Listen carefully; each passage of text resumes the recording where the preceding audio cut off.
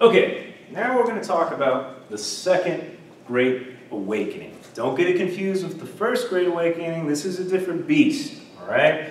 So if there's two words I want you to associate with this, think of these: spiritual and revolution. Spiritual because we're talking about God. We're talking about spiritual matters. We're talking about how we think about Christianity. Revolution because everything's going to change.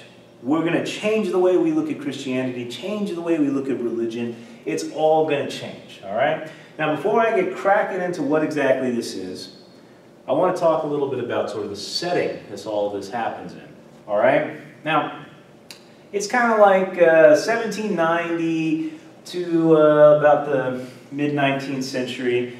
People start to ask questions about where America stands religiously. What are we? Are we a Christian country? Are we not very religious? Are we a secular country? People are asking this. Why? Well, a lot of it has to do with the global situation. This is the period of the French Revolution, okay? When we're talking about the French Revolution, we're talking about something that was vehemently anti-religious, okay? When I say anti-religious, I mean they wanted nothing to do with the church. They wanted to get it out of all aspects of society. We would just want to focus on reason. That's what we're all about. This really, really scared a lot of Americans. They didn't want anything to do with that. And considering that Jefferson was sort of a big supporter of the French and the French Revolution, a lot of people asked, hey, you know, is this Jefferson guy actually an atheist? And how do we feel about that as a country? That's going on. Another thing that's going on is we have the frontier to deal with. Remember the Louisiana Purchase? You remember the Ordinance of 1787? You know, we got all this new territory and we're settling it, but there's no churches out there. There's no meeting houses. There's really no religious structure. These folks are just kind of on their own, and it kind of becomes godless. Remember when we talked about tobacco culture, how we talked about Virginia and how wild it was early on? Well, that's kind of how the frontier was. There was nothing out there. It was just the first people who got there, and they were kind of putting things together. This really scared folks, especially up in New England, with Presbyterians and stuff like that. And they say, you know what? Maybe we should do something about that. So, that's how the Great Awakening kind of gets started, all right? We got this, these Presbyterians up north, like I said. They're up in New England. They see the global situation. They see the frontier, and they say, hey, you know what? Why don't we try and get a revival going? Why don't we go out to the frontier? Why don't we see if we can get these people excited for Christianity? So they do. And they get us started with something called a camp meeting. Now, camp meeting is a really important term. It's not an American phenomenon. It actually started in Scotland and in England, but which makes sense because it's Presbyterians, which are from Scotland and England. And these Presbyterians are going to go out and get these started. So what's a camp meeting? So imagine you're out in the wilderness, you're out on the frontier. You basically got to put together a little meeting spot. So you find a clearing and you set up some benches, put a podium in the front, and all around the benches you put tents so people can kind of recreate and have fun. And you put a call out. And you say, hey, if you're in the area, we're going to have music, we're going to have preaching, we're going to have a big gathering, come on out here. Now, these camp meetings were wildly popular. Why? Well, for obvious reasons. It's pretty boring on the frontier. There's not much to do. Remember, you're the first people to settle this land. Well, first European people to settle this land. You come out there, you're dying for something to do. There's not like you can go to the movies on Friday night, you know? You have to have something to do. This is something to do. And it's not just for, let's say, white men. Anybody can go to these things. We get women who come out to these things. We get slaves who come out to these things. That's right. Black people come out to these revivals. It's all inclusive, and that's very, very appealing to folks. There's one particular instance I want to mention just because it's so big. Cane Ridge, okay? This is going to happen in Kentucky, which is where a lot of these camp meetings happen. It's called America's Pentecost. 20,000 people showed up for this one. That is a huge, huge number. We are in the sparsely populated frontier, and we get 20,000 people to show up. That's a really, really big deal. That's a city, you know? Now, these camp meetings are going to lead to a lot of interesting stuff, a lot of diversity in Christianity. One of the first interesting things that happens is you get this one preacher. Now, it's worth noting that the Presbyterians were open to other preachers. They said, hey, not everybody has to be Presbyterians, so you get a lot of different people coming up, and they try their hand at preaching. One of the guys who does is this guy, Lorenzo Dow. And Lorenzo's a little bit extreme.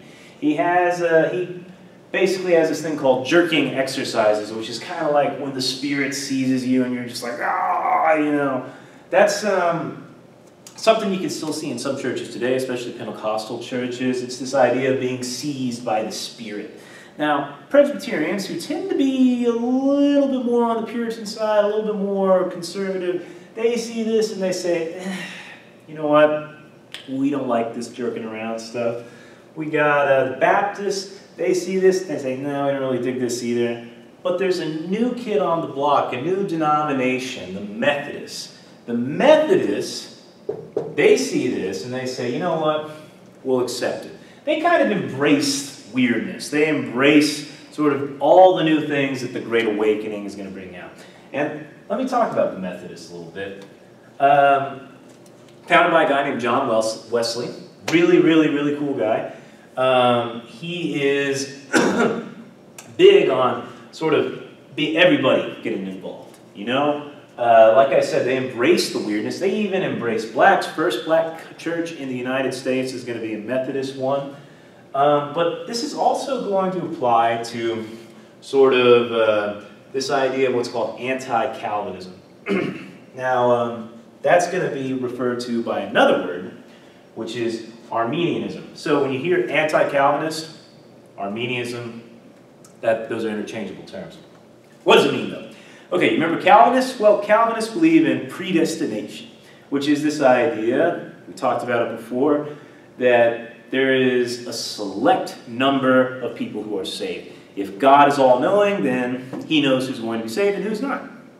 Simple as that. John Wesley says, no, that's not true at all. He says, actually, you have a choice in salvation. Salvation is available to everyone, not just the elect. Now that is an extremely appealing idea, especially if you're a slave, or if you're a low-class farmer, or if you're not the, you know, if you don't have the most perfect moral record. That appeals to anybody. He calls it a shower of grace, grace for everybody. You know? Now this is going to make the Methodists extremely successful, all right? Especially because on the frontier they adopt this concept of the circuit rider. So, like I said, no established churches, but sometimes you get these guys, these circuit riders, who basically ride on a circuit of little towns and frontier places, and they'll preach every couple weeks. Same places, but a different place every time. And it kind of makes Methodism really popular, especially on the frontier. So keep that in mind, and also keep in mind this anti-Calvinist idea is kind of going to pervade through a lot of the Great Awakening. But it doesn't just happen out there in Kentucky. It also happens a little bit further north. We got these things, the burnt-over districts, all right? We get this guy named Charles Finney. Charles Finney may be the greatest evangelist of all time. He gets people completely worked up. Folks love his preaching style. And he's so darn good at it that he decides to go on the Erie Canal, basically, from New York to Illinois, preaching all along the way. And he's so good at it that folks said that all these districts were burnt over, kind of with a fire of salvation. Everybody got into religion because of Charles Finney. Now, one of the really interesting things that's worth noting about him is that he leads to women getting very, very involved in Christianity. Women are going to be sort of his vanguard out there. They're going to get people involved. They're going to hand out pamphlets. They're going to say, hey, come hear this guy speak. Really, really cool way the women got involved. This is going to lead to some stuff. So up north, we get more denominations. We get folks like the millennialists, who kind of come from this fervor that swept these burnt-over districts. This guy named William Miller comes along, and through close scrutiny of the Bible, he says, you know what, I'm almost certain that the rapture is going to happen in a couple of years. So he gets a lot of people who buy into what he's saying, thousands of people actually. The date comes, and nothing happens. and it's called the Great Disappointment.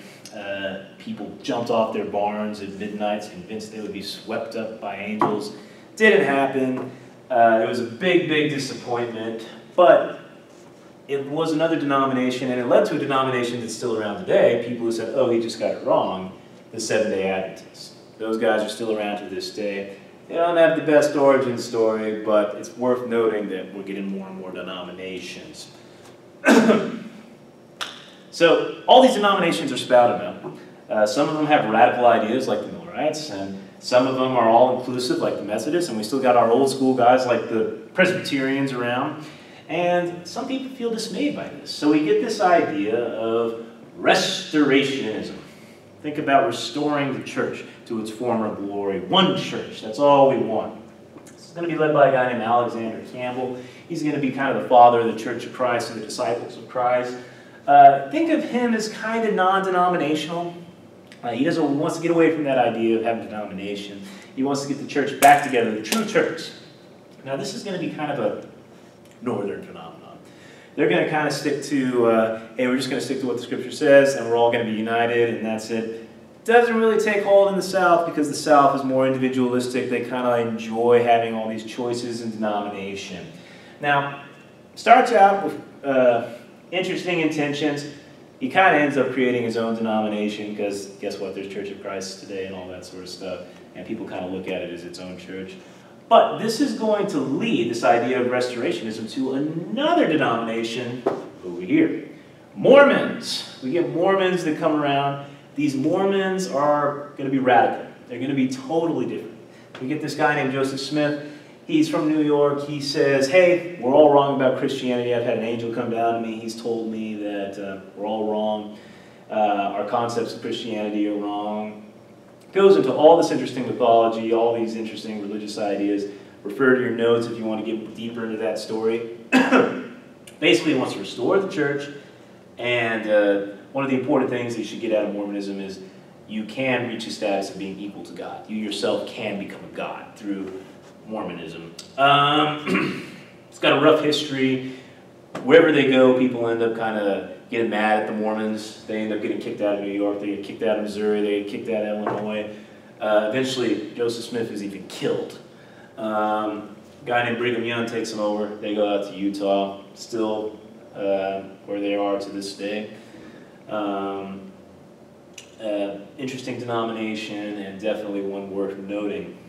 But that's just to kind of show all the different denominations that we had. Here's the main point. Here's the big thing you got to get out of the Second Great Awakening. Okay? This little section right here. The democratization of Christianity. 3 points. All right? Faith in the common man. Choice in denomination. And sola scriptura. All you need is the Scripture. What do those mean? Well, faith in the common man. Hey, listen. You don't have to be an academic elite to know about God. You don't have to trust in that preacher that's been there your whole life. You yourself can figure it out.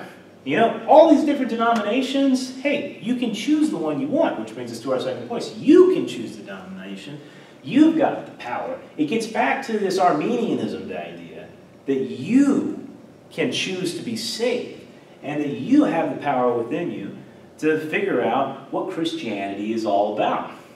Even more important than that, sola scriptura. You know what? There's all these denominations around.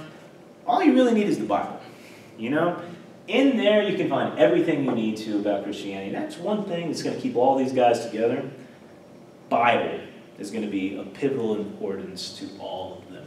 Okay? Now what are the implications of sort of this democratization of Christianity? Number one, vernacular preaching. Folks are going to kind of get away from that boring Puritan way of preaching where you stand in front of the podium and you kind of have a monotone voice. You don't want to show any flair or any sign of ego. Folks are going to start talking like a common man. They're going to start being a little bit more fun, a little bit more entertaining, more engaging at the pulpit. Another thing is mass market of the religious press. Religion is going to get real busy with this. They're going to start printing pamphlets, newsletters, newspapers, and they're going to start distributing them all around. Really interesting stuff there. Also popular music. For the longest time, the only music that was in churches were kind of psalms that had been redone to music. Now folks are going to start doing, you know, hymns that reflect their own personal experience with God. They don't necessarily have to have a scriptural root. Interesting stuff here, very interesting music we get at this time. Preaching becomes a profession, not an office. Now remember, back in the day, the church and England were one and the same, okay? What's going to happen now is that preachers are going to start to be paid by churchgoers. It's going to become a profession, which means churchgoers have the power to, support the preachers they want to support. It's not a state-funded institution. This is going to lead to a lot of different kinds of preachers coming up. It's going to increase all these denominations across the board. Another one, women, way more involved. They're going to be super involved in church. They're going to kind of, like I said, be the vanguard of this movement. It's also going to kind of feminize Christianity because women are so involved. Stoll talked about this. You sort of start to treat a preacher like a lady. You can't curse around them. You can't act all rowdy around them. You have to be proper around them. And this is sort of considered the feminization of Christianity. Finally, and this is a big one, belief our country was founded on Protestant principles. Now, you guys remember when we looked at the Declaration of Independence? Almost no mention of God in there. It's a secular document, it's an Enlightenment document, and our founding fathers, they were mainly deists. They weren't crazy about religion. They were secular guys. We're now going to look at this country as sort of founded on Protestant principles, okay? Now, that's going to really, really get deeply ingrained in us. It's still going to be around today. So that's an important principle, and all of this comes from the Great Awakening, the Second Great Awakening. So, that's sort of a brief overview. I know that's a lot of stuff to take in. Please refer to your notes. If you have any questions, come see me, Dr. Stoll, or any of your TAs, and we'll get this stuff figured out. But I hope that helped out just a little bit. I will have some other videos coming very soon. Let me know if you enjoyed.